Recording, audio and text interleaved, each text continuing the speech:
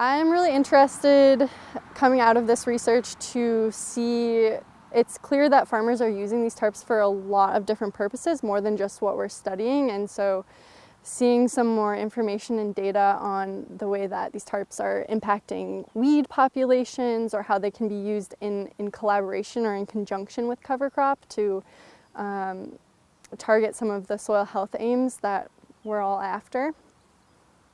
The first question I have is specifically about the action of the tarp. And as the tarp degrades over the course of years, I mean, they are UV treated, but inevitably there is some degradation.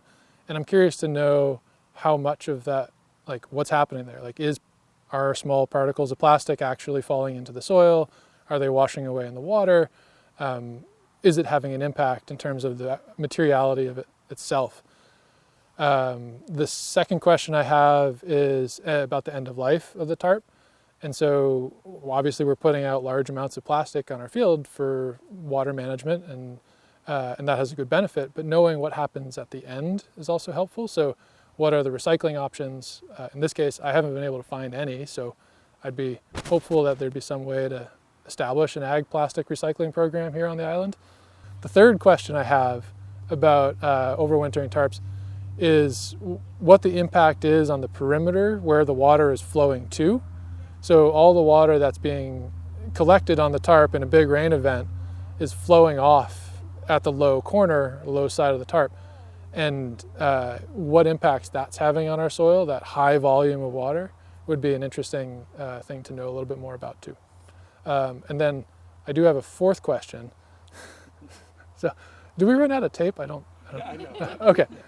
So my fourth question about overwintering tarp is the effect it has on the local, the rodent population essentially. Like, is it providing habitat for them? Is it providing feed for them over winter? And what implications that has, not just on the rats, but also even things like the worms and the snakes. Like we often have a lot of snakes under the tarps in the spring. Is it beneficial to them? Is it problematic? I mean, there's obviously some dynamic going on with the larger life forms in and around the soil, and it would be interesting to know what impact it has there too. This is just a crazy idea I've had in the hours that I've spent handling these tarps.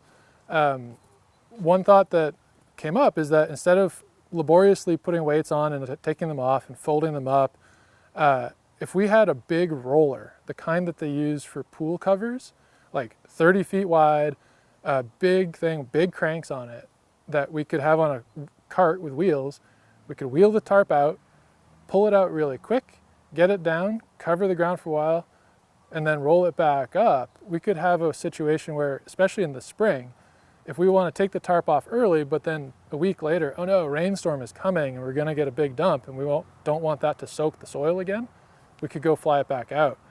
So having some system that involves rolling and keeping it down quick might turn it more into a scenario like you see it in baseball games where it's like a rain delay, and at like Fenway, that just like they cover the whole park really quickly. It's a great thing to see. We could do the same thing here on the farm, and I think that would be pretty magnificent. So that's my crazy idea, and I hope somebody invents it so I can buy one.